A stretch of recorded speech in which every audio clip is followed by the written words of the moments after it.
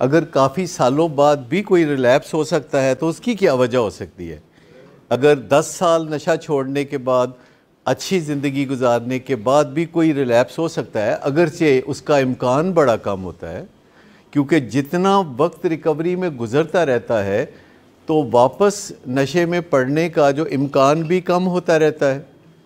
और इस दुनिया में हम इम्कानात पर काम करते हैं, हम गारंटी पे काम नहीं करते। अगर हम ट्रैफिक रूल्स पे पाबंदी से अमल करते हैं तो कोई गारंटी है कि हादसा नहीं होगा? चांसेस कम हो रहे हैं। हालांकि अगर हम 100% ट्रैफिक रूल्स पे पाबंदी कर रहे हैं तो फिर गारंटी होनी चाहिए ना कि हादसा नहीं होगा। लेकिन हो सकता है कि कोई बंदा मोटरसाइकिल का पहिया हवा में उठा के उड़ता उड़ता आके सीधा हमारी फ्रंट विंड स्क्रीन पे लगे और हमें खामखाही एक हादसे का निशाना बना दे। जी, आफ्टर 8 years। और इसकी कोई वजह होती है। एक पहली बात तो मेरे ख़्याल में सबको तस्लीम है कि कई साल बाद भी रिलैप्स का ख़तरा होता है। पहली बात तो ये बात है कि कई साल बाद भी रिलैप्स का ख़तरा होता है। दूसरी बात यह कि इस ख़तरे को कम किया जा सकता है, इस ख़तरे की परसेंटेज को कम किया जा सकता है, इस ख़तरे के इम्कान को घटाया जा सकता है। लेकिन अगर कोई बंदा 8 साल के बाद भी रिलैप्स होता है तो आप इन 8 सालों को कैसा समझेंगे जो वो एक रिकवरी में था और अच्छी ज़िंदगी गुजार रहा था? इन 8 सालों को भी आप किसी गिनती में शुमार करेंगे कि नहीं, जो कि अगर वो नशे में गुजारता तो शायद ये 8 साल पूरे ना करता।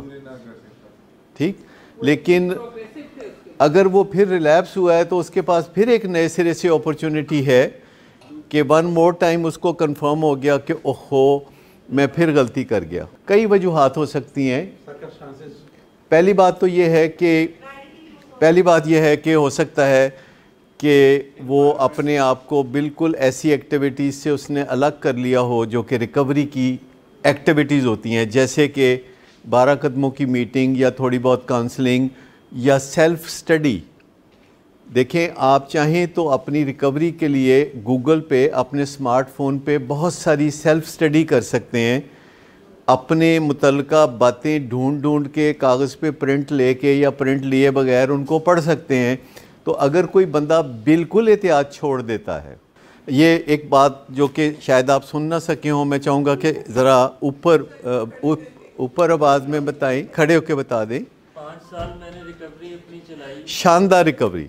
उन्होंने कहा कि अब तो तुम सेहतमंद हो चुके हो, तुम तो बॉडी बिल्डर लगते हो, तो थोड़ा सा करने में कोई हर्ज नहीं, बियर कर सकते हो तुम। ये वही फैसला कर देता है और स्लिप कर गए और within a couple of days साइकोसिस हो गया और सारी जो बातें हैं दिमागी तवाज़न के बिगड़ जाने की वो सामने आ गई। और वालदा ने फ़ौरन फ़ोन किया और सारे हालात मुझे बताए, तो मैंने कहा भिजवा दें, और उन्होंने कहा जी टीम भेजे आके ले जाए। और आते ही देखिए कि एक दिन भी उन्होंने रंजीदा नहीं गुजारा, एक दिन भी उन्होंने मलाल में गुस्से में नहीं गुजारा कि मुझे क्यों लाया गया या मुझे क्यों भेजा गया। आते ही वो अपने एक ट्रैक पे आ गए, फ़ौरन एक ट्रैक पे आ गए। एक दिन भी उन्होंने ये इस बारे में टग ऑफ वॉर नहीं की कि मैंने तो थोड़ी की थी। ये वो प्रोग्रेस है 5 years की जो इतनी जल्दी उन्होंने। अब आप सवाल कर रहे थे कि 8 साल बाद क्यों? मैं ये कहना चाहूँगा कि जो प्राइमरी क्रॉनिक बीमारियाँ होती हैं, जिस लिस्ट में एडिक्शन अल्कोहलिज्म भी है और हार्ट डिज़ीज़ भी है और डायबिटीज़ भी है, प्राइमरी क्रॉनिक बीमारियाँ रह के वापस हल्ला मारती हैं। जैसे किसी को दिल की बीमारी हो, बेहतरीन इलाज कराए, बेहतरीन परहेज़ भी करे, फिर भी रह के ये बीमारी हल्ला मारती है कि मैं तुम्हें फिर ना नए सिरे से नुकसान पहुँचाऊँ। लेकिन पुरानी जो बीमारियां हैं, जो प्राइमरी क्रॉनिक बीमारियां हैं जिसमें एडिक्शन भी शामिल है, इसमें ये वाहिद बीमारी है कि जो इस बीमारी में रिकवरी में रहे फिर वो इस बीमारी से नहीं मरेगा। लेकिन जो प्राइमरी क्रॉनिक बीमारियों में दिल की बीमारी है, वो जितना मर्ज़ी अच्छा इलाज करा ले, आखिर में एक दिन चांस है कि वो दिल के दौरे से ही मरेगा। जो मर्ज़ी करा ले, चांसेस हैं कि अगर बाईपास कराए, स्टंट डलवाए, परहेज़ करे, चांसेस है कि 5 साल बाद, 10 साल बाद ये वाहद बीमारी है प्राइमरी क्रॉनिक के आम तौर पर जो रिकवरी में रहता है, फिर वो इस बीमारी से नहीं मरता, फिर वो किसी और बीमारी से मरेगा। नशे की बीमारी वाहद है प्राइमरी क्रॉनिक बीमारियों में से जो लंबे अरसे तक दायमी बीमारियां हैं, जैसे कि डायबिटीज़ का मरीज़ डायबिटीज़ की किसी कॉम्प्लिकेशन से ही मरेगा अगर ज़रा भी कुताही करेगा, और अगर कुताही नहीं करेगा तब भी। लेकिन अगर प्राइमरी क्रॉनिक बीमारियों में से कोई बंदा पहले से भी बेहतर हो जाता है तो वो एडिक्शन अल्कोहलिज्म है। कोई भी बंदा दिल की बीमारी में एक दौरे के बाद, डायबिटीज़ में कुछ अरसा गुजरने के बाद पहले से बेहतर नहीं हो सकता, ओरिजिनल से बेहतर नहीं हो सकता। लेकिन मैं आपको बताऊं कि नशे की बीमारी में जो बंदा भी रिकवर करेगा वो लाजमन ओरिजिनल से बेहतर होगा। ये बड़ा गौर करने वाली बात है कि जो नशे की बीमारी से निकलेगा, जो शराब की बीमारी से निकलेगा, जो कोकेन की बीमारी से निकलेगा, वो पहले जैसा नहीं होगा, वो ओरिजिनल से बेहतर होगा। अच्छा, इसमें कोई शक नहीं, क्योंकि मैंने तो ऐसे बेशुमार लोगों को देखा है, उनको ओरिजिनल भी देखा, उनको बीमारी में भी देखा और फिर उनको रिकवरी में भी देखा। वो इतने खूबसूरत इंसान बन जाते हैं कि उनके ओरिजिनल का उनसे कोई कंपैरिजन ही नहीं बनता। और रिकवरी एक ऐसी चीज़ है कि इसमें या तो बंदा ओरिजिनल से बेहतर होता है या फिर ओरिजिनल से बेहतर नहीं होता और रिलैप्स हो जाता है। क्योंकि मुझे अगर आप बताइए कि अगर आप किसी कैसेट को, पुराने ज़माने में कैसेट्स होती थी, रिवाइंड करके तो फिर लगा दें और 4-5 पिछले गानों पे चले जाएं, तो आहिस्ता आहिस्ता चलते चलते क्या होगा, आहिस्ता आहिस्ता वो उसी गाने पे आ जाएंगे जो गाना उस वक्त लगा हुआ था, अगर आपने रिवाइंड करके छोड़ दिया। तो अगर फ़र्ज़ करें आप हमारे पास आते हैं और हम आपको आपके नशा करने से पहले वाले हालात में ले जाते हैं और फिर छोड़ देते हैं कि जाओ मौज करो, तो क्या होगा? आप करते करते वापस आप उसी तरह नशे की बीमारी में चले जाओगे। लेकिन अगर आप इलाज में उससे बेहतर इंसान बन जाएं जो कि आप नशा करने से पहले थे, ये लाजिम है कि उससे बेहतर इंसान जो कि ओरिजिनली आप थे, नशा करने से पहले आप जैसे इंसान थे वैसा बनने से गुजारा नहीं चलेगा, उससे बेहतर होना पड़ेगा। और वो आपको जो बेंचमार्क है कि नशा करने से पहले आप कैसे इंसान थे, उसको टेस्ट करने के लिए एक चीज़ होती है जिसे 4th स्टेप कहते हैं। 4th स्टेप 12 कदमों में से चौथा कदम, जिसको इन्वेंट्री कहते हैं, इन्वेंट्री स्टेप कहते हैं, मॉरल इन्वेंट्री। उसमें आप अपने माजी का और हाल का मुकाबला करके हिसाब किताब जोड़ते हैं कि मैं कैसा था, मैं ऐसा था और अब मैं कैसा हो गया हूँ, वो आपके सामने है। और अब उसने डिसाइड करना है कि कैसा बनना है। तो उसने वैसा नहीं बनना जैसा कि वो नशा करने से पहले था। अगर वो वैसा बन जाएगा तो वक्ती तौर पर कुछ ठीक ही लगेगा, लेकिन जब फिर वो कैसेट चलनी शुरू होगी तो अगली कुछ चंद सातों के बाद वो फिर पहले जैसा हो जाएगा। जी अच्छा, ये वो बता रहे हैं कि मैं ठीक ठाक था, मेरे यहाँ 3 बेटियाँ पैदा हुई, तो जब तीसरी बेटी पैदा हुई तो मैं घर आया तो कोई 2 स्लिपरी फ्रेंड्स आ गए, और स्लिपरी फ्रेंड्स में आई वॉज अंडर ऑब्लिगेशन, यानी मैं मजबूर था कि उनको मिलूँ। अच्छा, यहाँ एक नुक्ता इसलिए हम बार बार कहते हैं कि स्लिपरी फ्रेंड से बचें, इसलिए हम कहते हैं कि स्लिपरी फ्रेंड से बचें कि हम एडिक्ट्स के सामने मजबूर हो जाते हैं। आपने कभी महसूस किया कि जो बंदा एडिक्शन में होता है उसमें बड़ी एबिलिटी होती है कन्विंस करने की, और अगला बंदा ऑब्लाइज्ड फील करता है कि मैं इसकी बात मान लूँ। ये सारी डिफ़िकल्टी हम प्रोफेशनल्स को भी होती है इब्तिदा में, और हमारे जो नए प्रोफेशनल्स हैं, जो भी आते हैं नए प्रोफेशनल्स, तो हमारे पेशेंट सबसे पहले उनको जाके मिलना चाहते हैं कोई भी मसला हो, क्योंकि उनको पता होता है कि ऐते अल्लाह बच्चे ने, ठीक है। तो ये बड़ी ख़तरनाक सी बात है उस पॉइंट ऑफ व्यू से कि जब आप रिकवरी में होते हैं और अब आपका वास्ता एक्टिव एडिक्ट से है, जो दो बंदे आके तो गोल्डन स्माइल के साथ आपको मिल रहे हैं, पुराने buddies, and you feel under obligation, एक minute, you feel under obligation to do whatever they want you to do.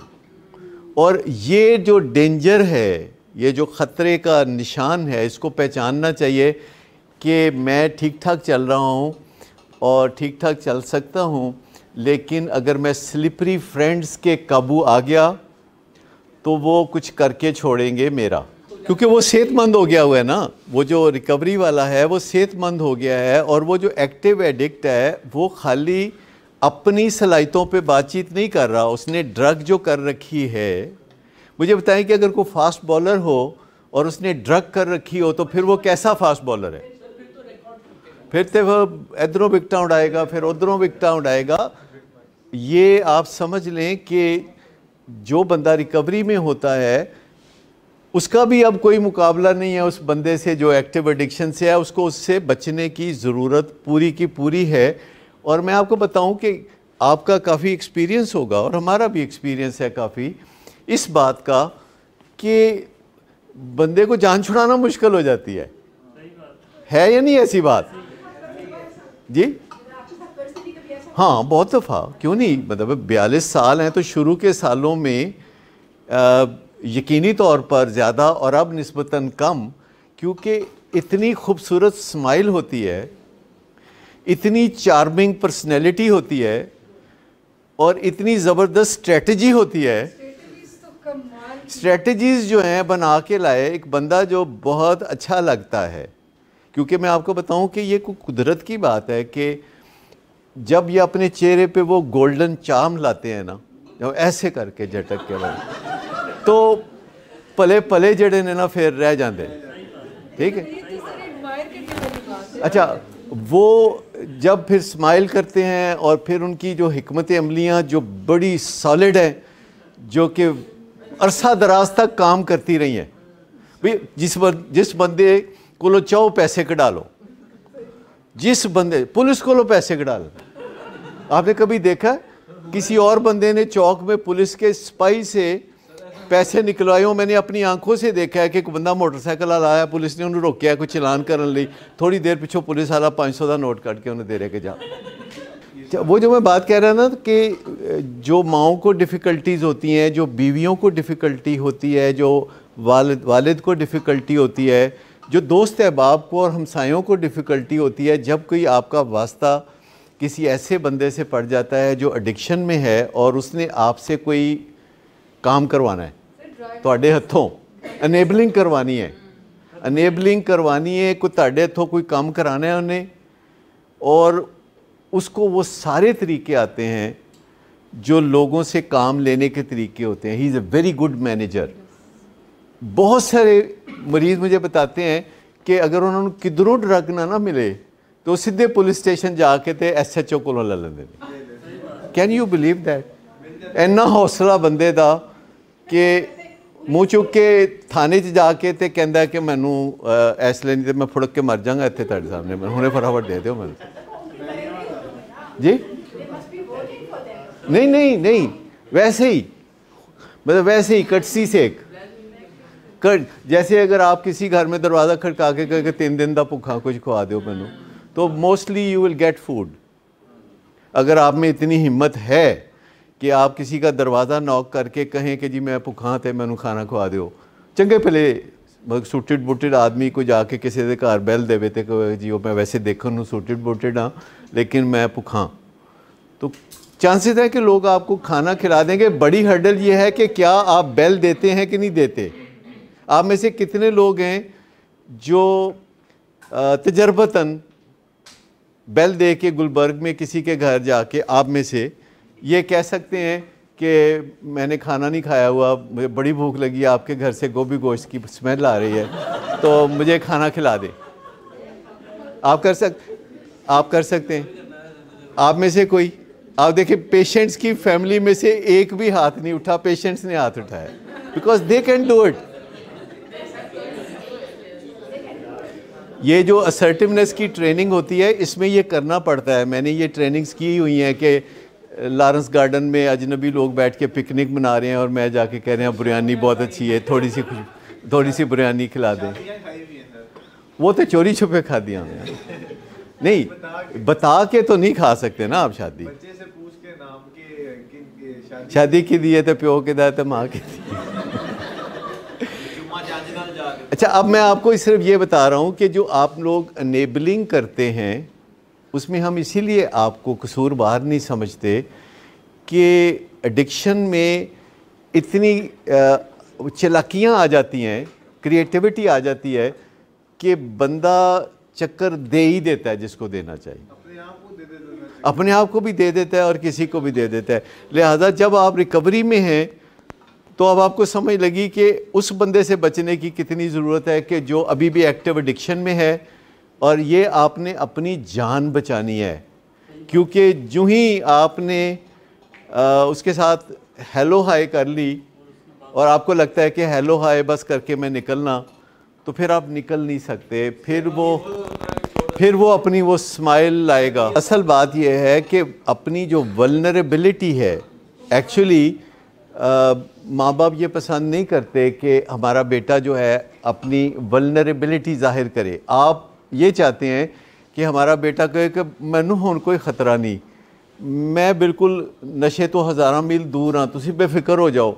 आप ऐसी बातें सुनना चाहते हैं कि मेरी तो तुहानू पता ही है विल पावर बड़ी है, तुहानू हुण भी लगता है कि मैं नशा करांगा, और वो घर वालों से एक आवाज़ ले लेता है कि नहीं हुण ते तू नशा कर ही नहीं सकता, कहता फिर वालों अब तो जान दी की ज़रूरत है, तो फिर काम शुरू हो जाता है। लेकिन मैं आपको बताऊं कि आपको थोड़ा आदत डालनी पड़ेगी कि आपका बच्चा फैक्चुअल बात करे और वो बताए कि मुझे डर लगता है कि मैं कहीं फंस ना जाऊँ, या मैं अभी पुख्ता नहीं हूँ, अभी मैं वल्नरेबल हूँ, वल्नरेबल।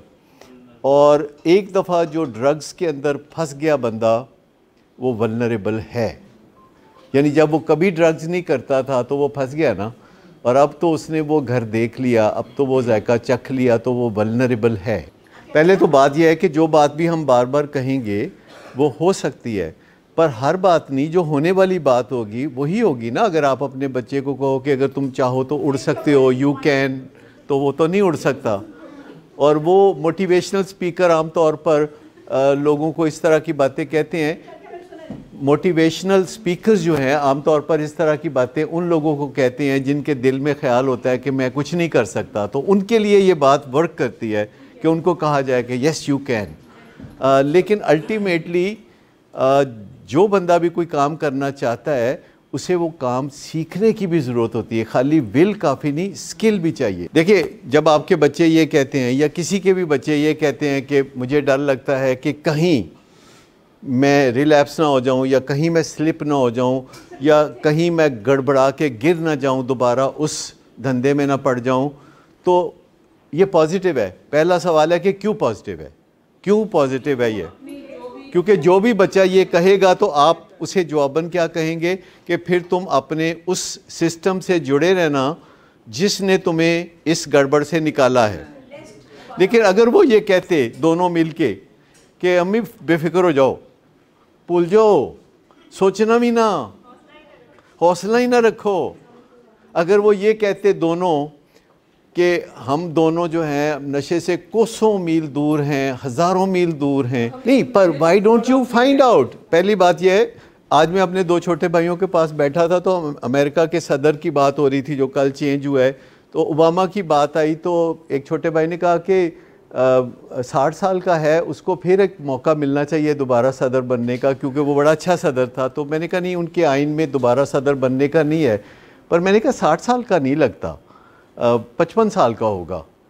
कहते देखो ज़रा गूगल से देखो, तो मैंने देखा तो वो 59 का था। यानी आजकल आप इतनी जल्दी वेरीफाई कर सकते हैं बजाय इसके कि कन्फ्यूजन में रहने के कि आप प्रिसाइजली पता चल गया कि ना 60 का ना 55 का, वो 59 का है। तो साथ ही कुछ अमेरिका के और सदरों की तस्वीरें थी जिनमें जॉर्ज बुश था जो कि 75 ईयर्स का वो भी हो गया, पता ही नहीं चला कि कब वो इतनी उम्र को पहुंच गया। एक दफ़ा वो भी अमेरिका का सदर रहा। तो पता करने के लिए जो बातें हम कहते हैं आपको क्यों आपको वेरीफाई करनी चाहिए? इसलिए नहीं कि मैं कहूँ कि किसी का एतबार नहीं करना चाहिए। क्यों नहीं करना चाहिए? एतबार करना चाहिए, क्योंकि मैं इसलिए कहता हूँ कि आप गूगल पे जाया करें कि आप वहाँ एक बात ढूंढने जाते हैं आपको 4 बातों का पता चलता है। वो जो 3 बातें इजाफी आपको पता चली, ये प्रॉफिट थोड़ा तो नहीं है। You will always find something useful more. जी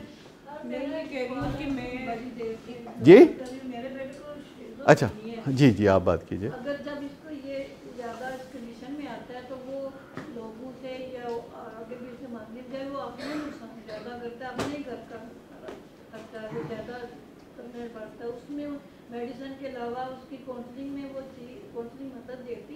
हाँ क्यों नहीं। असल बात यह है कि जो मेडिसिन का रोल है वो सिर्फ इतना है कि उसका जो बैलेंस है, केमिकल बैलेंस है जो ख़राब है वो ठीक करेगी। लेकिन जो इस नहीं देखिए, यहाँ जो बात है ना, जो भी हमारे पेशेंट्स हैं वो डुअल डिसऑर्डर के होते हैं, उनको एडिक्शन भी होती है, साथ बाइपोलर डिसऑर्डर या स्किज़ोफ्रीनिया या ये चीज़ें भी होती हैं। और इस स्टेज पे जब हम बात कर रहे होते हैं तो लाइफ की बात कर रहे होते हैं, लाइफ स्टाइल की बात कर रहे होते हैं, ज़िंदगी की क्वालिटी की बात कर रहे होते हैं। वो उसे नहीं ना समझते कि एडिक्शन है।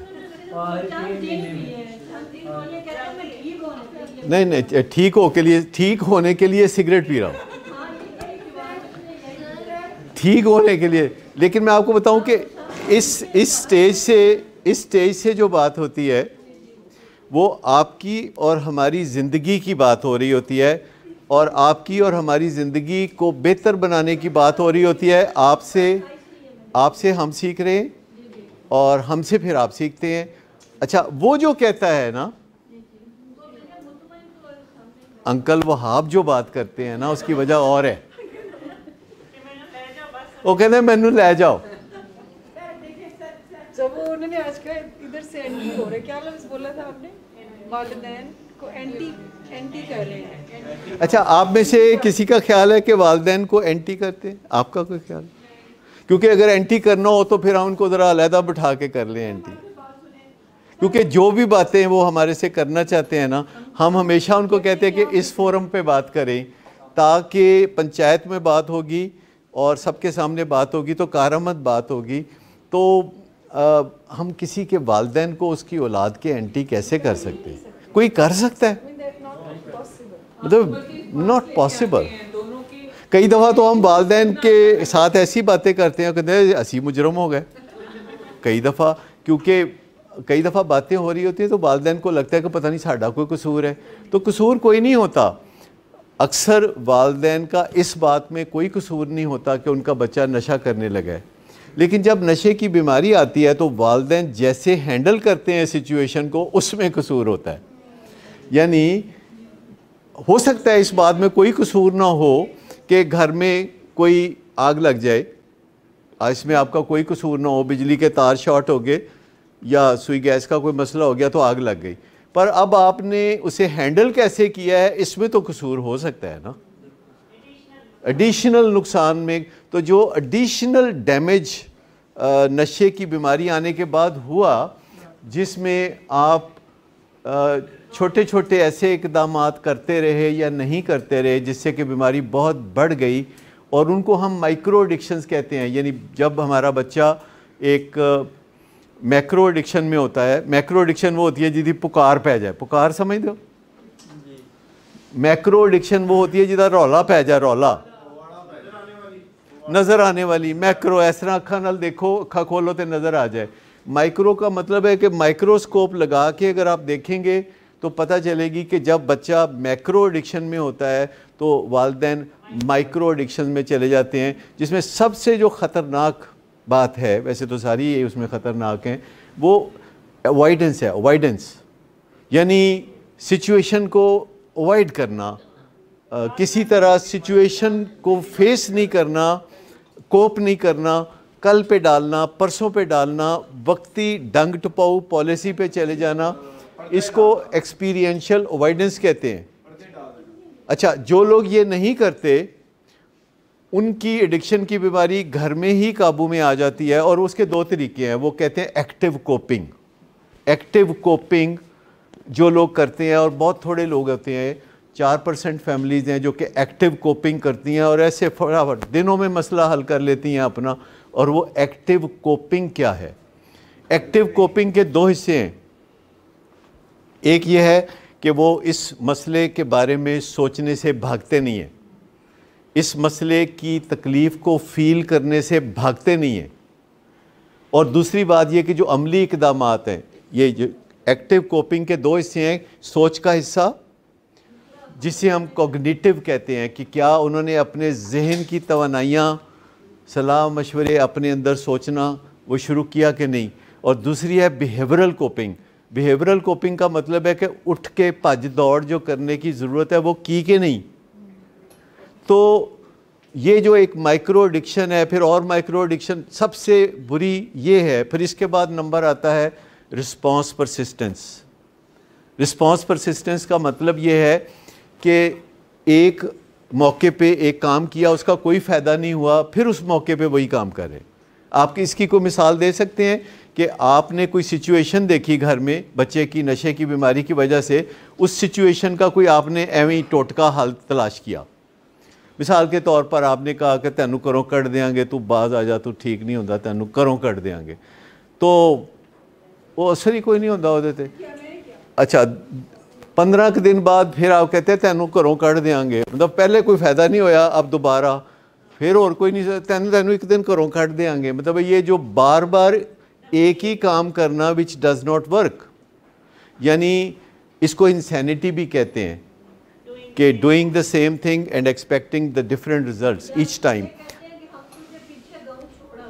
कुछ करेंगे, मतलब इसको रिस्पॉन्स परसिस्टेंस का मतलब है कि जो खोटे सिक्के चलाने की बार बार कोशिश करना, खोटे सिक्के।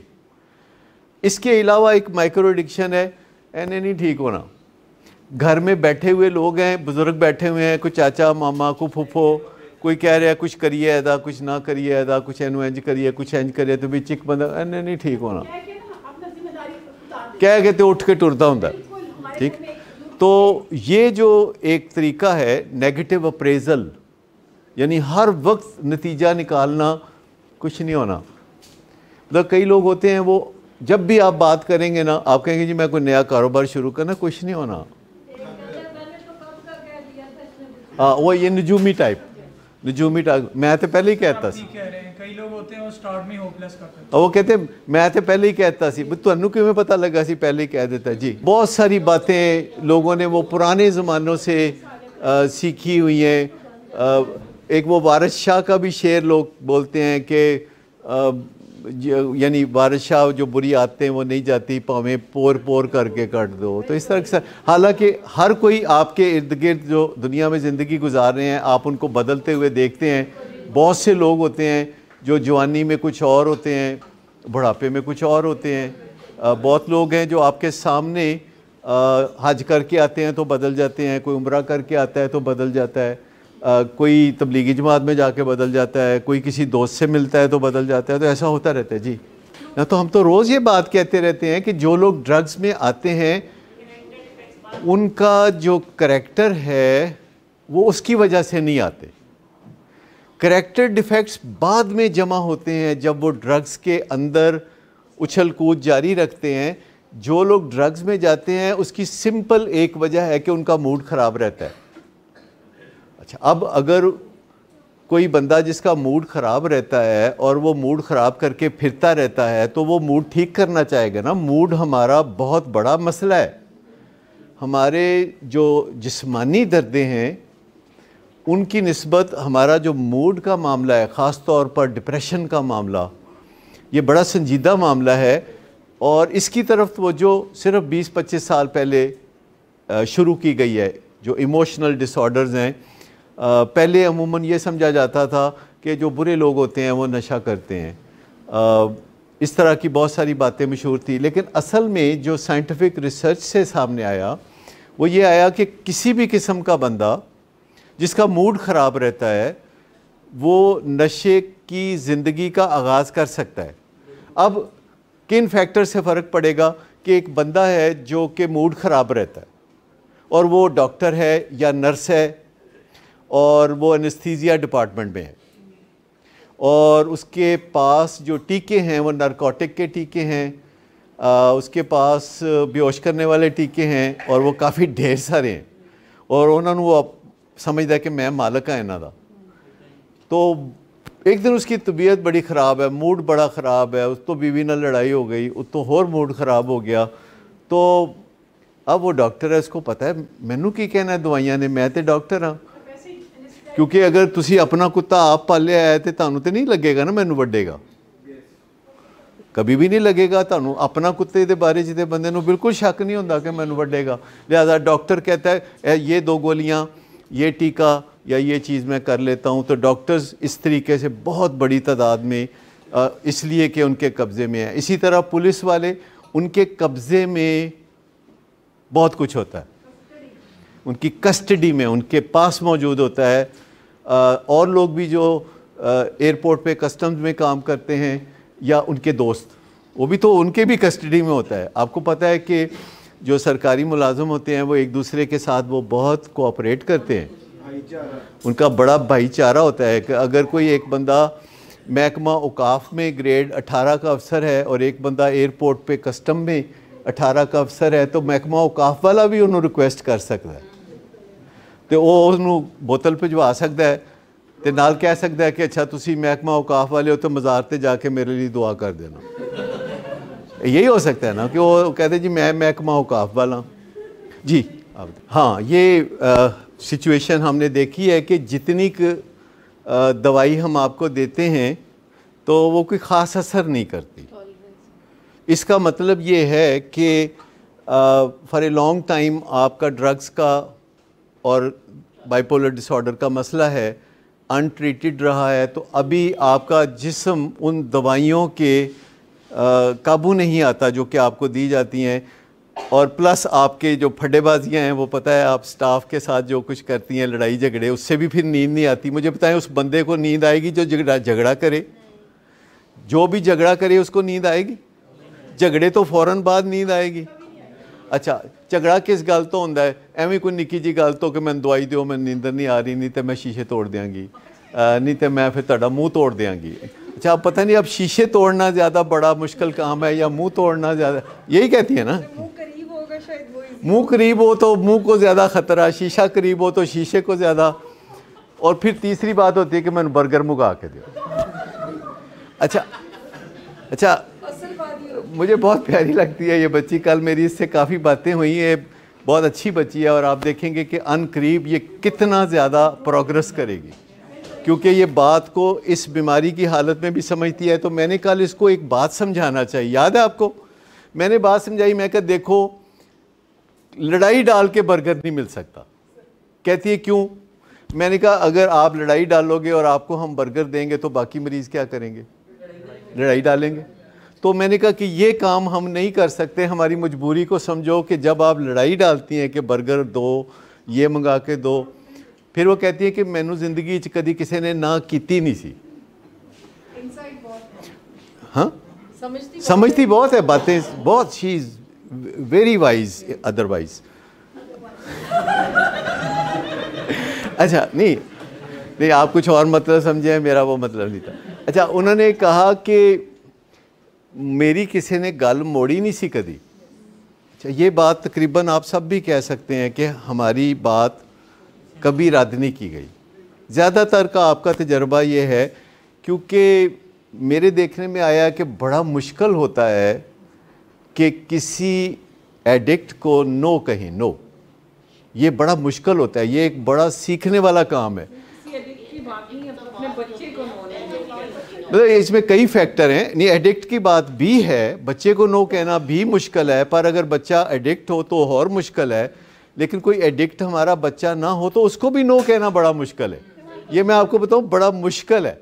कहीं तो मैं आपको तजर्बा करवा दूंगा कोई भिजवा के, जो कि आपको बातचीत करके तो समझा देगा कि किस तरह नो कहना मुश्किल है बहुत। जी, अगे हजरत जो गल्लां करते हैं वो पूरियां करते हैं। आज तक जो कुछ भी इन्होंने किया है नहीं, कई दफ़ा उलट करते हैं ना। देखिए मुझे ये बताएं कि आगे ज़िंदगी में अगर इन्होंने कभी कहा कि मैं घर से तेल निकालूंगा, पेट्रोल निकालूंगा, तो निकाला? नहीं निकाला ना। हमारे पेशेंट जो कुछ कहते हैं, मैं आपको बताऊं कई दफ़ा हमारे पेशेंट कुछ बातें सिर्फ घर वालों को सुनाने के लिए कहते हैं। मैं आपको ये थोड़ा सा सबको बताना चाहूँगा कि हमारे पेशेंट अगर उनकी पूरी नेक नियति भी हो ना फॉलो अप पे आने के लिए, तो अपनी बीवी को कहें मैं कोई नहीं आना फॉलो अप। लो, मैं सिर्फ आपकी थोड़ी मदद चाहिए। परसों सेशन के एंड पे मेरी आपकी क्या बात हुई थी, ज़रा सुनिएगा जी। वसीम भट्ट साहब जो मेरे बड़े लाडले हैं, बहुत ही प्यारे हैं, उनके साथ at the end of day before yesterday's meeting क्या हुआ? मुझे वाइफ कहती हैं इनकी कि ये कहता है कि मैं दवाइयाँ छोड़ना चाहता हूँ। 2-3 दफ़ा वाइफ को ये इन्होंने कहा, तो उन्होंने कहा कि एकदम ना छड़, टेपर ऑफ करके छड़ दी। उन्हें आपस में गल हो रही है दवा दी। तो मैंने कहा भट्ट साहब दवाइयाँ तुहानू कुछ कहंदियां? कहते बस ज़रा वजन ज़्यादा हो रहा है। मैं कहते वॉक शॉक करया करो, वजन घट जाएगा। कहते तो चलो ठीक है फिर खाई जाने। तो मैं क्या इन्होंने की कहते वो तो मैं इन्होंने कहना ना, मतलब समझो यही मतलब है ना। वो जो बीवी के साथ बात करना है, जो माँ के साथ बात करना है, को मुद्दा तो पाना ही है ना।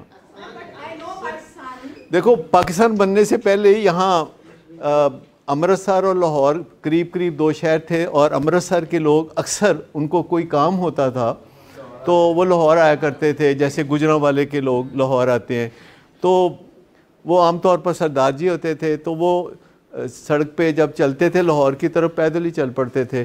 तो वो कोई मुसलमान देखना तो वो मोढे ते हथ रख देना, तो वो पूछना मुसलिया कितने जा रहे हैं? उन्हें कहा मैं लाहौर जा रहे हैं। कहता लफ मैनू भी ले जा, यानी वो मोढे ते हथ रख के तो वो लाहौर जा रहा। ठीक, तो मतलब अपने घर वालों के कंधे पे खाम खाई कोई ना कोई मुद्दा सुकून चो तुसी चलो एलो मेरा हथ रख लो तो सुकून से जी। नहीं गमज़दा नहीं, ये प्रोग्रेस है। मुझे पूरी उम्मीद है कि अली सलमान आएंगे, ठीक है ना। ये असेसमेंट जो होती है ना, इस बात से नहीं की जा सकती कि कोई मरीज़ कहता क्या है। वो कहेगा कि मैं चांद सितारे तोड़ लाऊंगा, तो आप सचमुच चांद सितारों की उम्मीद रखेंगे? नहीं, मैं आपको बताऊं कि वक्त बताता है कि कोई क्या करता है। लिहाजा एक जल्दी से हिम्मत हार जाना। और अगर ये आपको कहते कि मैं तो आंधा ही रहूँगा, रोज़ ही आवाँगा, बल्कि 9 बजे आके बह जा कराँगा, हाँ इट्स ए बैड साइन। पर हमें पता चल गया ना, व्हाट इफ़ अगर वो कुन्ने बन के इस बात को छुपा लेते, तो फिर मैंने अपनी अंदर की इनर बताई ना। यही तो मैं चाहता हूँ कि इनर बताओ, और जब आप सच बोलें तो हम मज़ाकरात करें, जब आप सच बोलें तो हम बातें करें। और वही बातें बंद कर दी गई सर, वहाँ पे मेरे मुंह पे टेप लगा दी गई। नहीं जाहिर बात है, वो आपके पता है ना, आपके अम्मी अब्बा की मसाइल हैं कुछ, वो एंग्जाइटी का मामला है, कुछ ऐसी चीज़ें हैं उनकी थोड़ी उनकी, आप एंग्जाइटी के इश्यूज़ और इन चीज़ों को समझते हैं ना, तो आपको आप उनको ये बताएं कि ये आएगा, और अगर इसने अभी ये कह दिया that was in the meet of लो जी ये आएगा नहीं तो मैं फड़ के ले आवांगा, एडी केड़ी गल है। हाँ, और ये जो है ना कि हम आएंगे, ये आपने बहुत अच्छी बात की कि आपने कहा कि हम आएंगे, क्योंकि यहाँ एक माँ बैठी है जो कि पिछले कोई 4 महीने से आ रही है, बेटा नहीं आ रहा है क्योंकि वो उसने कोई ज़िद लगाई हुई है। वैसे वो ठीक है, कारोबार कर रहा है, तो और कहता है कि जी डॉक्टर साहब आएंगे मेरी दुकान पे तो फिर मैं आऊँगा। तो मैंने किसी दिन चला जाऊँगा तो वो आ जाएगा। अब चले जाएंगे, लेकिन आपको ये पता है ना कि आने से आपको फ़ायदा है और आने से उसको फ़ायदा है, आपके आने से भी उसको फ़ायदा है। अच्छा, ये जो बच्ची ने बात की है, एक बात तो ये है कि जब भी कोई बीमारी से बचाव करना होता है तो हमें हिफाजती टीके लगाने पड़ते हैं, और हम आपको बताते रहते हैं कि आप अपने 4 साल के 6 साल के बच्चे को हिफाजती टीके लगा सकते हैं कि उसे नशा ना लगे। इसके नशे के भी हिफाजती टीके होते हैं, और वो है ज़िम्मेदारियों के टीके लगाते रहे बच्चों को, ज़िम्मेदारियों के टीके लगाते रहे, जो कि बड़ा मुश्किल काम है। हमारे लाड ही नहीं ठहरते। आप में से कोई है जो बच्चे को ज़िम्मेदारी देते हुए तरस खाने लगा है बेचारा निक्का जा वाले? जब 6-6 साल का बच्चा है तो उन्होंने हाथ नाल रोटी खवानी है, उन्होंने निक्कर पवानी है, भावें निक्कर पवाते हैं कभी उरा खिंच कभी परा कर, तब वो माएँ करती हैं ना इस तरीके से कि निक्कर खुद पहनानी है और उस दौरान उसको ताने देने हैं, अब्बा के रिश्तेदारों को ताने देने हैं, फिर उसको इधर खींचना है, फिर उसको परा तिकना है, तब उसको नहीं कहना कि निक्कर पहन लो, या खाना हाथ से खिलाना, और अगर माँ नहीं खिलाएगी तो फिर दादी आ जाएगी, हाय मेरा लाडला मेरा बच्चा मेरा। ये जो सारी चीज़ें हैं ये नहीं करने की। बच्चे को थोड़ा सा डेली बेसिस पे थोड़ी देर के लिए अनकंफर्टेबल रखना है, बच्चे को थोड़ी देर के लिए अनकंफर्टेबल रखना है। बात को गौर से समझ लीजिए ताकि वो कंफर्ट जोन को भी पहचान ले जो कि आप उसे देते हैं, और वो अनकंफर्टेबल हो और डिस्कम्फर्ट के जोन को भी पहचान लें। ये ज़रा वो वीडियो थोड़ी चलाएं, वो एक बच्ची जो मैंने कराची डॉल्मेन मॉल में वीडियो बनाई थी, तो ज़रा देखिए वो कर क्या रही है। तो जो हिफाजती टीके हम कहते हैं तो वो ज़िम्मेदारियों के टीके हैं जो कि आप बड़ी जल्दी से सीख सकते हैं। हमारे पास उसका लिटरेचर मौजूद है कि आप बड़ी जल्दी सीख सकते हैं कि एक 5 साल के बच्चे के साथ कैसे उसे कंफर्ट जोन से निकालें हर रोज़। मोहसन साहब से देखिए जी, ये बच्ची लेटी हुई है, ये देख रहे हैं आप, ये ज़रा देखिएगा, कुछ मांग रही है, देखो ना की मांग रही है, और देखो उन किधर टुर पई है, वो आइसक्रीम वाली दुकान दे विच जा वड़ी है, शायद वो बेस्किन रॉबिन्स की दुकान, और देखो फिर छलांग मार के ते इत्थे लेट के उन्हें देखो रिवर्स गियर किस तरह लाया उन्हें। ये ज़रा मज़ीद देखिएगा, ये अभी यहाँ से अपीयर होगी, वो यहाँ से ये अब आएगी, ओ देखो और माँ दे मगर जा रही है, अगे जाके देखो।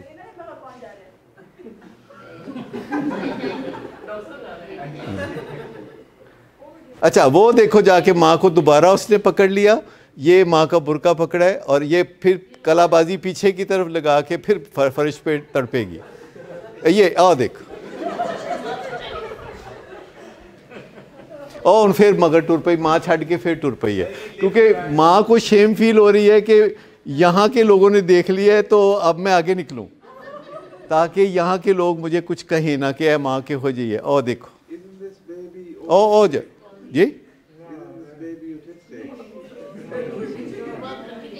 और ठीक ला जी बंद। अच्छा तो ये आपको रोज़ाना आप ये बात समझ लें कि अपने घर में जो बच्चे हैं 4 साल से लेके 11 साल के बच्चे और ज़्यादा उम्र के बच्चे भी, उनको आपने अनकंफर्टेबल करना है। जैसे एक्सरसाइज में आप अपने आप को क्या करते हैं, अनकंफर्टेबल करते हैं। आप वज़न उठाते हैं तो आपके जो मसल्स हैं उसके नतीजे में स्ट्रॉन्ग होते हैं, और जब आप अनकंफर्टेबल होते हैं तो आपके जो मेंटल मसल्स हैं, बच्चों के जो मेंटल मसल्स हैं वो स्ट्रॉन्ग होते हैं।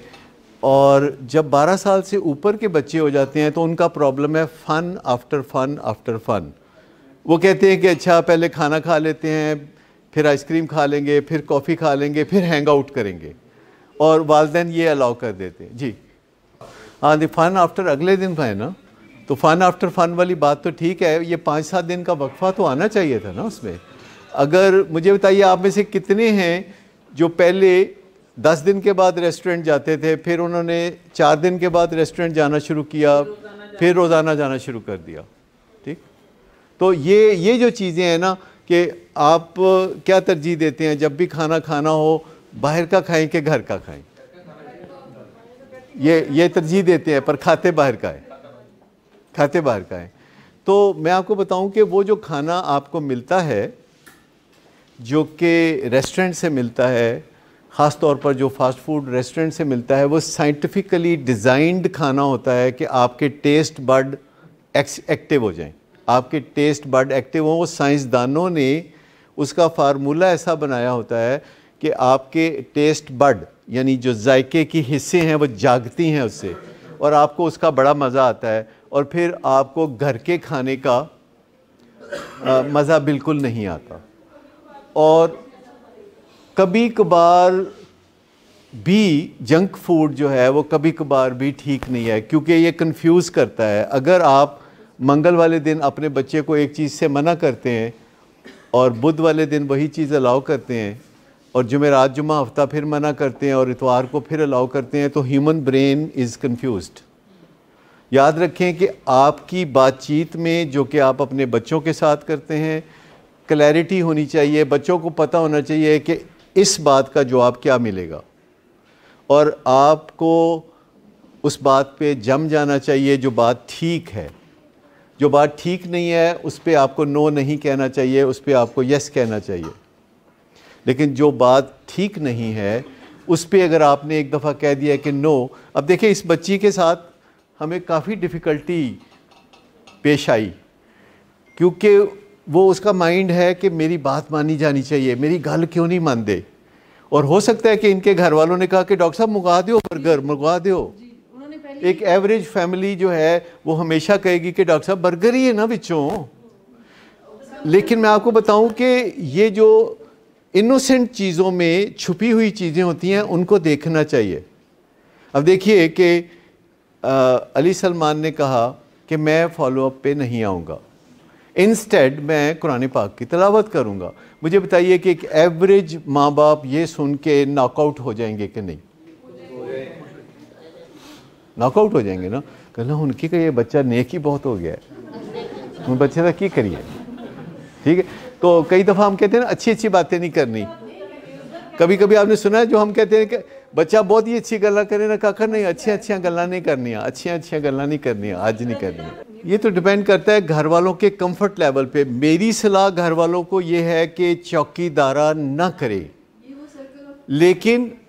लेकिन अगर किसी बच्चे में सारे दम हैं, नशे के ज़माने में आप जो करना चाहते थे कर लेते थे ना, अब क्यों नहीं कर सकते?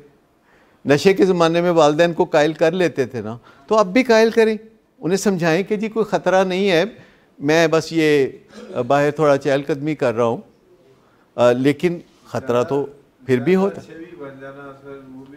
वो एक पेशेंट कहता है आजकल धुप बड़ी है और मैं अगर धुप्पे लेट जावा करा बाग ते, तो माँ बाप ने मैंने पूछा, मैं कहा हाँ वैसे गल तो कोई नहीं मासूम है, तो चलो धुप्पे लेट जाते हो। यानी घर के अंदर फ्रंट लॉन में घास है और धूप है, और एक साहब कह रहे हैं जो अल्कोहलिज्म से रिकवर हो रहे हैं, वो कहते हैं कि मैं धुप्पे ज़रा लेट जावा करा, और धुप्पे लेट के ते फिर वो पुट्ठा होके लेट गया कि मथे ते धुप पैंदी है, और उसके तकरीबन आधे क घंटे बाद कहता है जी बस मैं धुप ले ली है। तो उठे है तो लड़खड़ा रहा है, उठे है तो लड़खड़ा रहा है और स्लर्ड स्पीच है और ड्रंक है। तो वो किसी दोस्त ने घास के अंदर बॉटल रखी हुई थी और उसमें स्ट्रॉ रखा हुआ था और उसके ऊपर बिछाया हुआ था, कोई मैट्रेस बिछाया हुआ था, और वो बंदा आके पुट्ठा होते लेट गया है और आधे घंटे पे छोड़ ड्रंक है। तो मतलब की पे नहीं, पैरे से नहीं काम, आपका जहन जो है, मैं आपको बताऊं कि पैरे का कोई ख़ास फ़ायदा नहीं, लेकिन जो आपको नज़र आता है ख़ुद से, उससे अंदाज़ा लगाना उस बात का कि जो नज़र नहीं आता। देखिए शाम को तमाम दुनिया के शौहर घर आते हैं, तमाम दुनिया के जो शौहर है शाम को घर आते हैं, सारा दिन बाहर रहते हैं और शाम को घर आते हैं। तो बीवी को तो नहीं पता होता कि सारा दिन ये कहाँ आ रहे हैं, ठीक है ना, लेकिन जब वो आते हैं और जो नज़र आता है बीवी को, उससे वो अंदाज़ा लगाती हैं कि ये जो पीछे करके आए हैं, कर लेते हैं ना अंदाज़ा। नहीं, अगर लैब टेस्ट की ज़रूरत पड़ जाए, देखिए अभी तो शौकिया बहुत सारे टेस्ट होते हैं ना, लेकिन मैं आपको बताऊं कि जब टेस्ट नहीं होते थे, अभी जैसे देखे साइकेट्रिक डिसऑर्डर के कोई टेस्ट नहीं है, तो गुजारा कर रहे हैं ना। मतलब बाइपोलर का कोई टेस्ट नहीं होता, शिज़ोफ्रेनिया का कोई टेस्ट नहीं होता, ओसीडी का कोई टेस्ट नहीं होता, लेकिन एक दिन आएगा कि इनके टेस्ट आ जाएंगे तो हमारा दिल कराएगा कि रोज़ टेस्ट कराइए मरीज़ का, ठीक है ना। और अभी टेस्ट नहीं है तो हम गुजारा करते हैं कि देखो जी अलामतें हैं, ये बातें करता है, फलां बातें करता है, तो ये बाइपोलर डिसऑर्डर है। 100 साल पहले तो कोई टेस्ट नहीं थे ना, 100 100 साल पहले कोई टेस्ट नहीं थे, पर ये नहीं कि वो ज़माना अच्छा था, लेकिन मैं आपको बताऊं कि जो जुडिशियस यूज़ है टेस्टों का वो तो हमेशा होता रहेगा। लेकिन अगर आपका बच्चा आता है बाहर से और आप उसके चेहरे पे एक नज़र डालते हैं और एक दो बातें करते हैं, क्योंकि बच्चा गड़बड़ करके आएगा तो बाज़ औक़ात वो बात करने का मौका ही नहीं देता। क्यों बिलाल? कई दफ़ा बच्चा बाहर से आता है तो वो बात करने का मौका नहीं देता। क्या करता है वो? कुछ करता है वो क्या करता है कि वो इस तो पहले कि बीवी या कोई घर वाला आवे वो फटाफट कपड़े बदले बगैर ही बिस्तरे से जाके तो सौ जाता है। ये कभी किया? ये नुस्खा आजमाया? ये आप में से किसी ने नुस्खा आजमाया? मतलब देखो ये नुस्खा जो है ये भी आजमाने के काबिल है कि इससे पहले कि कोई हमें देखे, क्योंकि इसीलिए रात को 2 बजे आना है कि माँ बाप सो चुके हों और वो हमें देखे ना। तो इसका मतलब है कि देखना जो है, एक्सरे जो होता है, जो माँ बाप एक्सरे करते हैं और बीवियाँ एक्सरे करती हैं, वो एक्सरे में बड़ा रिजल्ट आता है जी। अच्छा, ये क्लिनिकल एग्जामिनेशन, इसका नाम हम रख देते हैं। तो जो क्लिनिकल एग्जामिनेशन है इसकी वैल्यू है, अगर कोई बंदा शाम नू खामद ਜਿਹੜਾ रिकवरी च बाहरों आंदा है, थोड़ा लेट आंदा है तो बीवी ज़रा इधर उधर है तो फटाफट आके सौ जाता है, इस तो पहले कि बीवी आके सलाम दुआ लवे तो सौ जाता है खाना। ਇਹਦਾ मतलब की है बिलाल? ये पता करना है, हमने लोगों से पता करना है और आपने भी इसमें हमारी मदद करनी है कि गड़बड़ कित्थे है।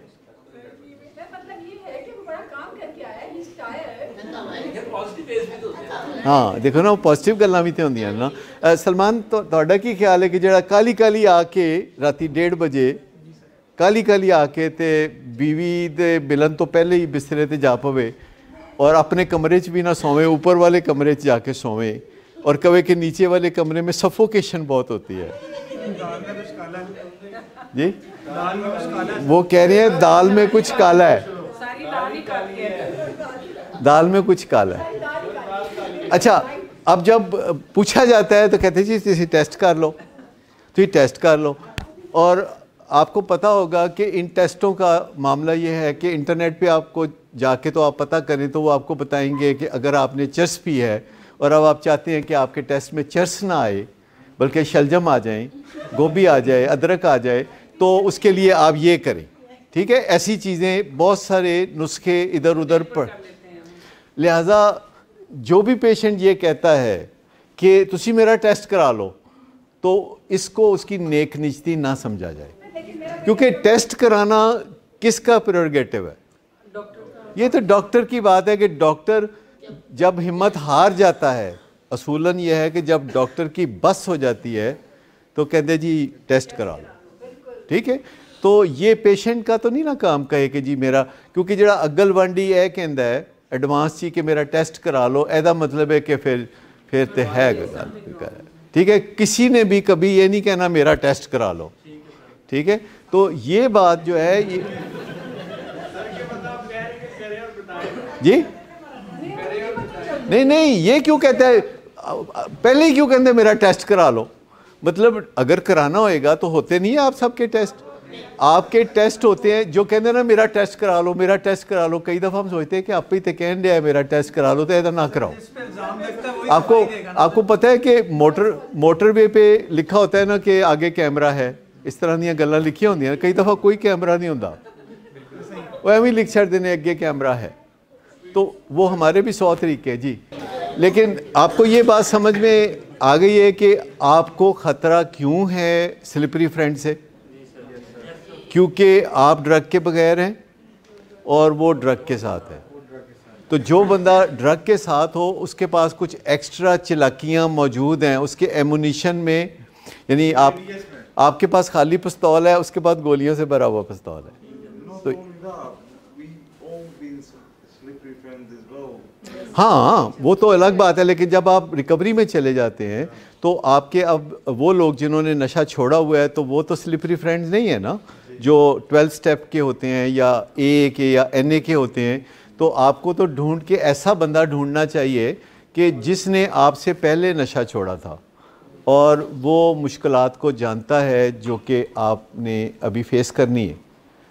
और वो जो मैं क्लिनिकल टेस्ट की बात कर रहा था कि चौकीदारा जो है, बाज़ औक़ात इम्कान है ना कि जिस चीज़ को आप चौकीदारा कर रहे हैं उससे अगला बंदा जिच हो रहा हो। यानी अगर चौकीदारा बिला वजह कर रहे हैं, एक चौकीदारा बिला वजह भी तो हो सकता है ना, किसी का अपना पैरानोया हो सकता है जो कि वो चौकीदारा करता है, तो चौकीदारा वैसे एडवाइजेबल नहीं है। ये पुलिसिंग, ये चौकीदारा, ये एडवाइजेबल नहीं है। इससे बेहतर है कि आप खुल के बात कर सकते हैं, इज़्ज़त से बात कर सकते हैं। आप ये बात कर सकते हैं कि आपको देख के मुझे वहम हो रहा है, मुझे शक हो रहा है, पर आप ये ना कहें कि मुझे पक्का पता है। आप टेंटेटिवली बात कर सकते हैं। अगर आपको शक हो रहा है तो आपको ये मुझे शक हो रहा है, अगर आपको वहम हो रहा है तो आपको ये मुझे वहम हो रहा है, और अगर आपको पक्का पता है तो आप बोले कि मुझे पक्का पता है। लेकिन अगर कच्चा पता है तो मत कहिए कि आपको पक्का पता है। अपनी क्रेडिबिलिटी को इस्टेब्लिश करने की ज़रूरत है जी। लेकिन ये बीच बीच में ये जो ख्याल आता है कि मैंने फॉलो अप पे नहीं आना, अगर आप मेहरबानी कर दें 2 दिन कर दें हफ्ते में। अल्लाह अल्लाह यार, ये तो वही बात है कि कोई बैट्समैन आके खड़ा हो और वो कहे एम्पायर को कि ये जो ओवर है फास्ट बॉलर का, ये 2 बॉलों का कर दे। ये तो नहीं हो सकता ना। जो 6 बॉलों का फास्ट बॉलर ने ओवर करना है वो तो आपको फेस करना चाहिए ना। उसमें बात यह है कि जो बाकी सब कुछ आपने करना है, जैसे कुरान पाक पढ़ना है, तो सुबह उठ के पढ़िए, सुबह उठ के पढ़िए, और अच्छे अच्छे जो काम करने हैं वो डिफरेंट टाइम पे कीजिए। और जो अपना जो फॉलो अप ट्रीटमेंट है, ये फॉलो अप भी ट्रीटमेंट है, और बल्कि असल ट्रीटमेंट ये है, क्योंकि मैं आपको बताऊं कि जो इंडोर में होता है वो हमारा सिर्फ इतना टास्क होता है कि इस बंदे की नशा छोड़ने की मर्ज़ी नहीं है तो हम चाहते हैं कि इस बंदे की नशा छोड़ने की मर्ज़ी हो जाए।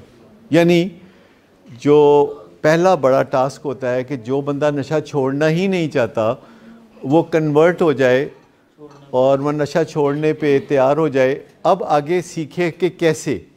यानी आप यूँ समझें कि जो पहले 100 दिन होते हैं वो मोटिवेशन के होते हैं, वो विल के होते हैं, विल पैदा करना, और जो फिर दूसरे 100 दिन होते हैं वो स्किल पैदा करने के होते हैं। और बाकी की सारी ज़िंदगी फिर क्वालिटी, लाइफ की क्वालिटी और लाइफस्टाइल की क्वालिटी को बेहतर बनाना है। और रिकवरी जो होती है वो ऐसी चीज़ है कि जैसे आप किसी ऐसे एस्केलेटर पे सवार हैं जो एक्चुअली नीचे जा रहा है और आप उस पर चढ़ के ऊपर जा रहे हैं। तो अगर आप हल्की स्पीड से चलेंगे या खड़े हो जाएंगे या रुक जाएंगे, यानी फॉलो अप में नहीं जाएंगे, तो आप नीचे जा गिरेंगे। अच्छा, व्हाट इफ़ अगर ये फॉलो अप पे नहीं आते? तो आपने एक तो इनको कहा कि हम आएंगे, यानी आप दोनों आएंगे, और ये 80% सोल्यूशन है। सर मैं भी पूछना चाहूँगा आपसे, अगर फर्स्ट किया मैं नहीं आ पा रहा, मैं बताता हूँ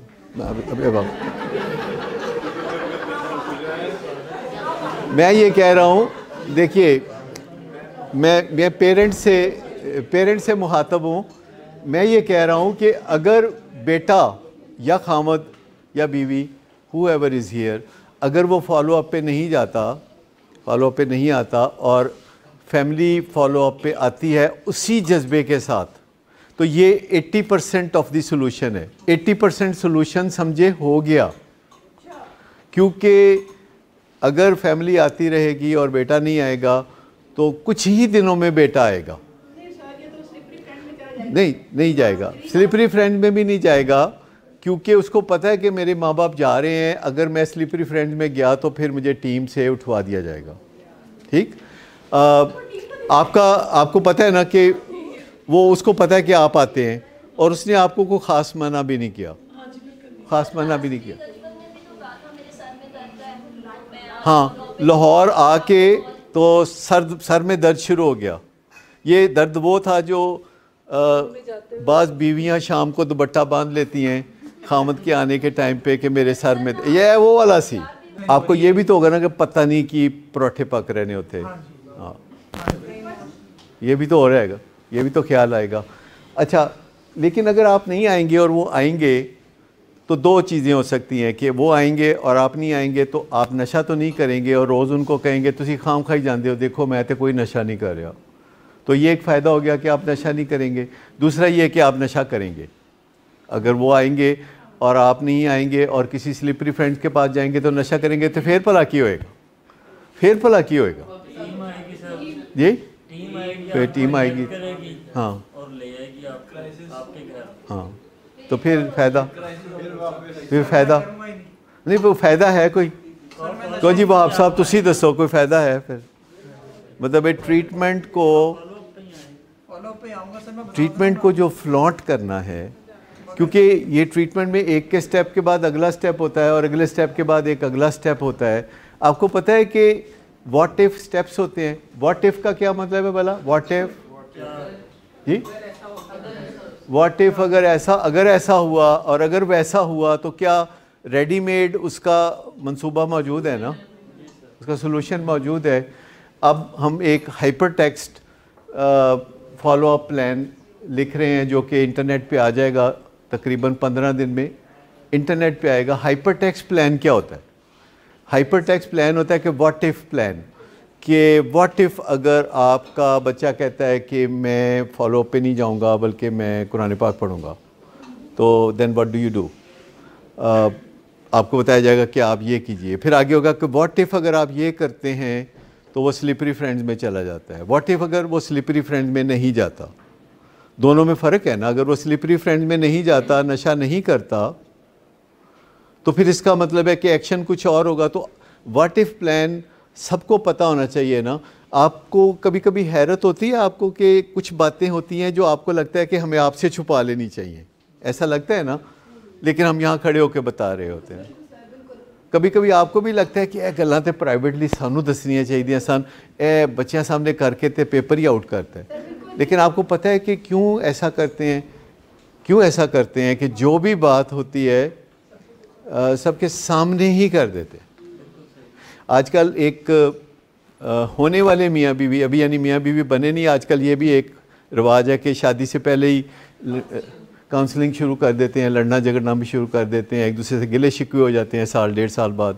तो फिर वो काउंसलिंग के लिए आते हैं, तो उनकी मर्ज़ी होती है कि हमारी अलहदा बात सुनी जाए, यानी दोनों कोई अलहदा बात करके थेरेपिस्ट को अपने साथ मिलाना चाहते हैं। वो किसी ना किसी तरीके से उसको जो खुद कन्वे करना चाहते हैं उनके थ्रू करना चाहते हैं, जो उनकी मर्ज़ी होती है, तो वो उनका मतलब होता है कि ये बात ज़रा अलहदा होके मेरी सुन ले, और वो कह रहा होता है कि ये अलहदा होके मेरी बात सुन ले, और हम कहते नहीं जेड़ी गल होएगी सामने हुई, और हम कहते आप करें बात, कोई मसला नहीं। फिर हम भी उनकी बातें कर देते हैं। फिर मसलन हम कहते हैं कि अच्छा आप ये सोच रहे हैं, उसको कहते हैं अच्छा आप ये सोच रहे हैं, तो उनको कहना पड़ता है कि हाँ हम सोच रहे हैं कि नहीं सोच रहे। लेकिन मैं आपको बताऊं कि ये जो हैंडलिंग होती है मुतहारब पार्टीज़ की बिल्कुल बिलमुशाफा, ये बड़ी कारआमद होती है, क्योंकि इसमें फैक्चुअल बातें जल्दी मंजर पे आ जाती हैं, फैक्चुअल बातें जल्दी ऊपर आ जाती हैं, क्योंकि पंचायत जो होती है, पंचायत समझते हैं आप, ये एक लिखी पड़ी बात है, किधर है लिखी पड़ी बात है कि पंचायत में सॉल्यूशंस निकलते हैं। जब भी बहुत सारे लोग किसी ख़ानदान के बैठ जाते हैं, या किसी इलाके के बहुत सारे लोग बैठ जाते हैं, किसी गांव के जो लोग बैठ जाते हैं, तो वो फिर कोई सॉल्यूशन निकाल के उठते हैं, क्योंकि पंचायत में इज्तिमाई ज़मीर होता है। ये जो इलेक्शंस होते हैं जिसमें वोट पड़ते हैं, ये भी पंचायत है। एक इज्तिमाई ज़मीर का पता चल जाता है कि लोग क्या चाहते हैं, कहीं ना कहीं रिफ्लेक्ट होता है कि अच्छा लोग ये चाहते हैं। अगर लोगों ने इस पार्टी को वोट दिया है तो लोग ये चाहते हैं, और अगर लोगों ने इस पार्टी को दिया वोट तो लोग ये चाहते हैं।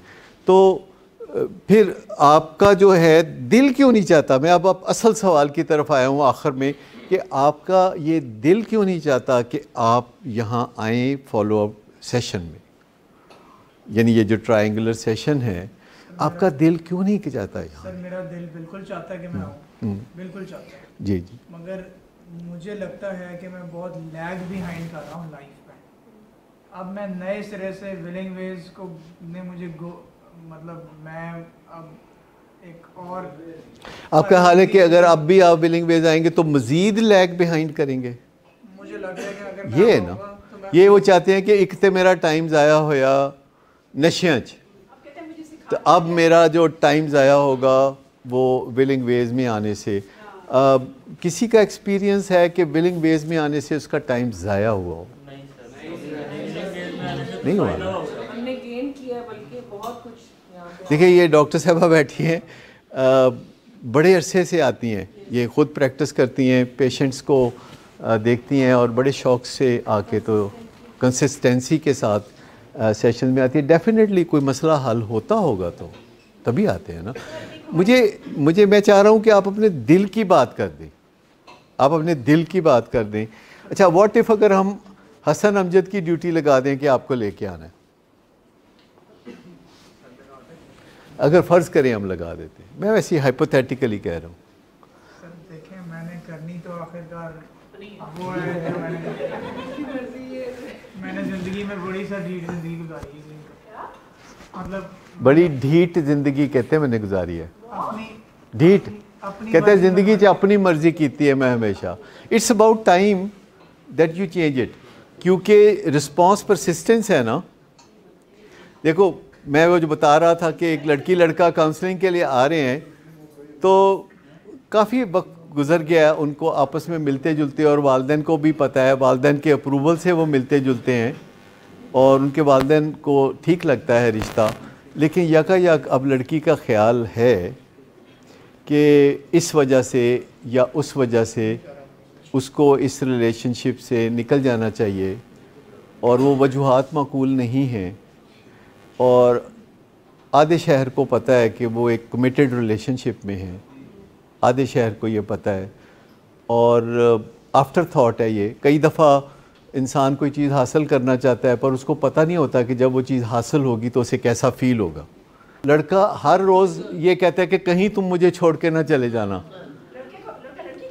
लड़का लड़की को कहता है, तो लड़की क्या कहेगी जी?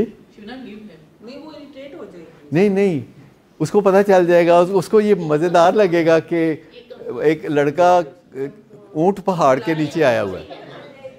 नॉर्मली ये इनसिक्योरिटी किसको होती है कि लड़का छोड़ जाएगा या लड़की छोड़ जाएगी? किसी कमिटेड जी,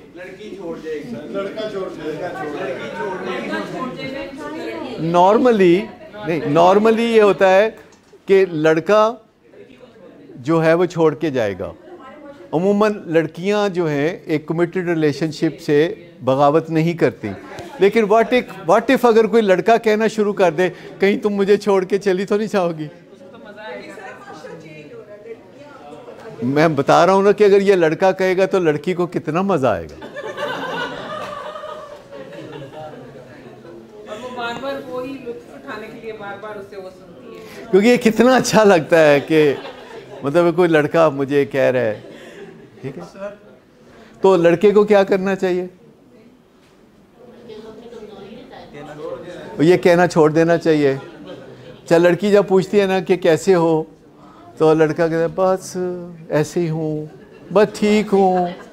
अच्छा, अब वो कहते, लड़के का मतलब है कि तुम कुछ करो जिससे कि मैं ज़रा अच्छा महसूस करूँ। वो चाहती है कि उसका जो मूड है वो लड़की ठीक करे, लड़की उसको खुशी दे। तो मुझे बताएं कि ऐसे में लड़का अपने आप को डिवैल्यू कर रहा है ना। यूजुअली यही तरीक़ेकार है जिससे लड़कियां, कनेड कॉलेज की लड़कियां अपने आप को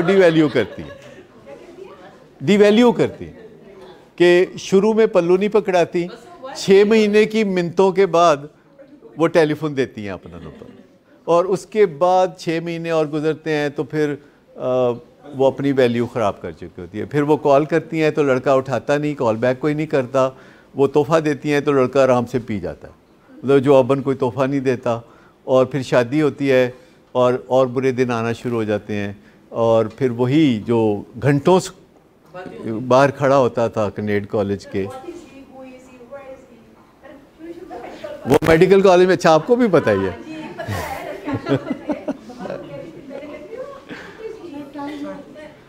दिल की बात एक आपकी अम्मी लतीफ़ा सुना रही हैं, मैं चाह रहा हूँ कि बाकी सब उससे महरूम ना रह जाए।